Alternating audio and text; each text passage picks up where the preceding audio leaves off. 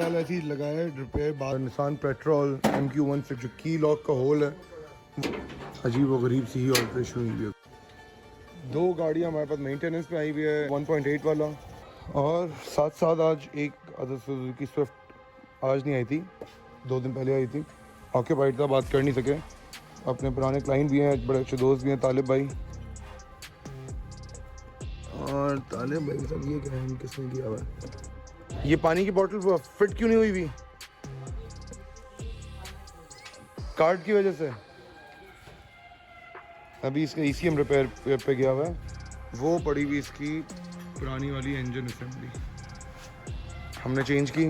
क्योंकि multiple times गाड़ी heat up हुई थी पहले हिस्ट्री में भी, तो हमने कंप्रेशन टेस्ट किया। कंप्रेशन टेस्ट के बाद डिफरेंशियल निकल के आया था, डिफरेंशियल प्रेशर और ओवरऑल कंप्रेशन भी इसका वीक था। Was if I remember correctly 160, 162, 120 and then 160, 165 again.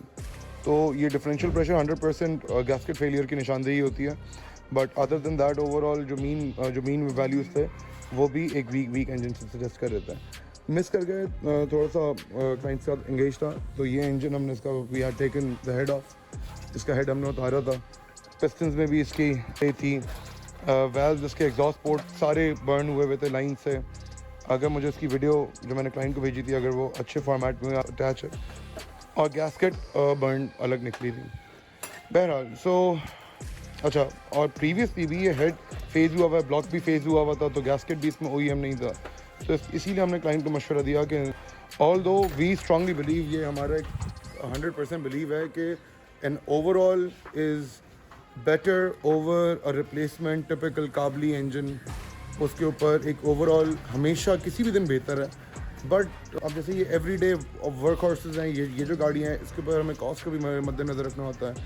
Understand this very clearly, a replacement engine will cost you less, a good overall will cost you more, but a overall is any day better than a used engine replacement on any day. Certain criteria हैं, अगर block housing, अगर head assembly ख़राब है तो आप उसको replace कर दें, बट पार्ट्स उसमें जो मूविंग पार्ट्स और कंपोनेंट्स वो आप ब्रांड न्यू डालें। ये जो इंजन हमने चेंज करके दिया क्लाइंट को, इसकी हम 1 साल की या 100,000 किलोमीटर्स की वारंटी भी ऑफर करेंगे। That is with a clause के इसकी मेंटेनेंस हम कर रहे हो।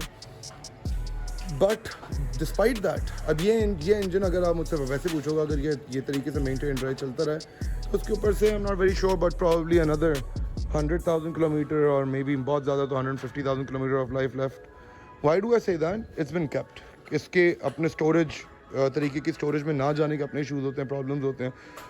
Although this is a very healthy motor जो हमने इसके अंदर डाली, but any day compared to overall, this is not good. Overall अच्छा होता, but overall हम इस बार इस इंजन के ऊपर cost related नहीं कर सके, इसलिए हमने replacement की। So the engine has been changed. अच्छा, अब engine change किया हमने, उसके साथ साथ radiator भी change किया हमने, इसके mounts भी सारे change किए हैं।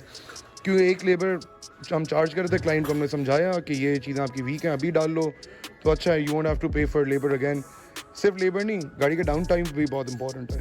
अगर ये रेडिएटर चेंज होने के लिए कभी और खड़ी होती, ये माउंट चेंज होने के लिए कभी और खड़ी होती, तो लेबर टर्म्स में तो पैसा अलग लगता ही लगता, बट गाड़ी का डाउन टाइम भी तो डाउन होता है ना, वो एंड टाइम इज़ मनी, अगर if you can understand that. तो that was a good deal, the client took it.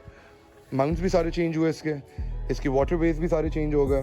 Coolant अभी हम इसका ऐड करेंगे, अभी हमने इसके अंदर फ्लश प्रोडक्ट डाला हुआ है डिस्टिल्ड वाटर के साथ, ताकि जो भी डबरी कंटामिनेशन इंजन वेस्ट के अंदर मौजूद है वो हम क्लियर आउट कर लें। दूसरा, इसका फ़ैन डायरेक्ट हुआ हुआ था, ECU के अंदर फॉल्ट था, ECM इधर था, वो अभी खोल के हम लोगों ने ECM अलग भेजा है। चेक लाइट इसकी बाईपास हुई थी, बैटरी के साथ हुई थी, तो we gotten back to its factory settings. अब चेक लाइट जब आप ऑन करें तो check light reliably check light on है।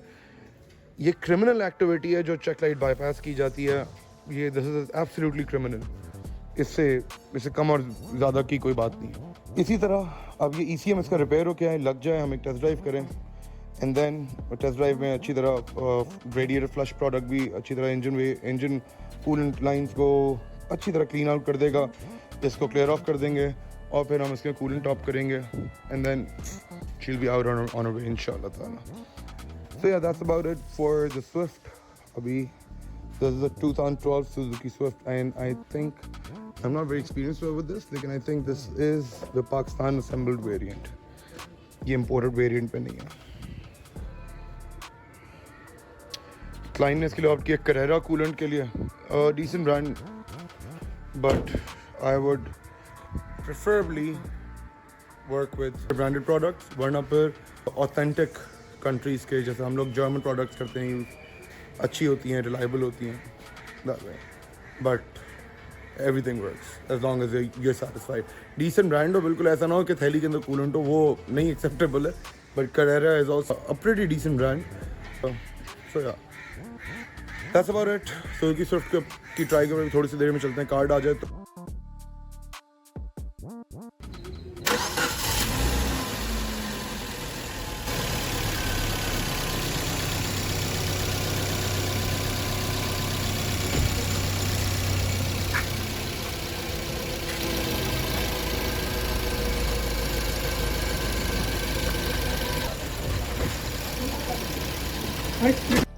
फाइव सीरीज की डिसमेंटलिंग उस्ताद ने स्टार्ट कर दी है,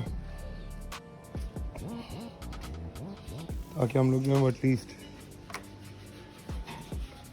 स्पेयर पार्ट लिस्टिंग भी समझ में आए कि क्या क्या चाहिए, क्या क्या नहीं चाहिए. ये हेडलैम्प फेंडर तो उस्ताद दोनों ही डलेंगे, बॉनेट भी देखते हैं उस्ताद वो सप्लाई में क्या क्या देता है. क्योंकि मेरा ख्याल है बॉनेट नहीं मिलेगा हमें. मेरा ख्याल है मैं अभी जो मेरी बात हो रही है उससे फेंडर हेडलाइट भी वो एक इससे इस पे है कि इसको अगर रिपेयर हो जाए देखते हैं. ये चेक करो, फ़ोन तारों से बंधी हुई. करता हूँ सब बात, इससे देखता हूँ.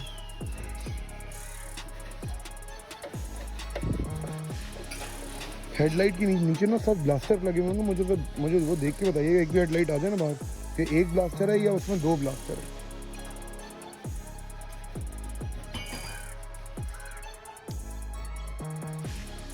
एक भी आ जाए ना बाहर तो वो ज़रा पता कराने में आसानी हो जाएगी, क्योंकि ये फैक्ट्री HIDs होते हैं ना, इनमें नीचे इसके HID के ब्लास्टर्स की सॉकेट्स बने होते हैं यहाँ पे प्रॉपर. जैसे अगर आप अदरवाइज आफ्टर मार्केट लगाते हो तो जनरली वायरिंग में इधर उधर लोग फिट करते होते हैं. जो फैक्ट्री HIDs होते हैं उनमें हेडलैम्प्स के नीचे ही ब्लास्टर्स लगे हुए आते हैं. ये बहुत सारी गाड़ियाँ, जापानीज़ वेरिएंट सिटी का भी ऐसा बहुत सारा जिसमें ही आता है, तो it's a very common feature. I hate Germans.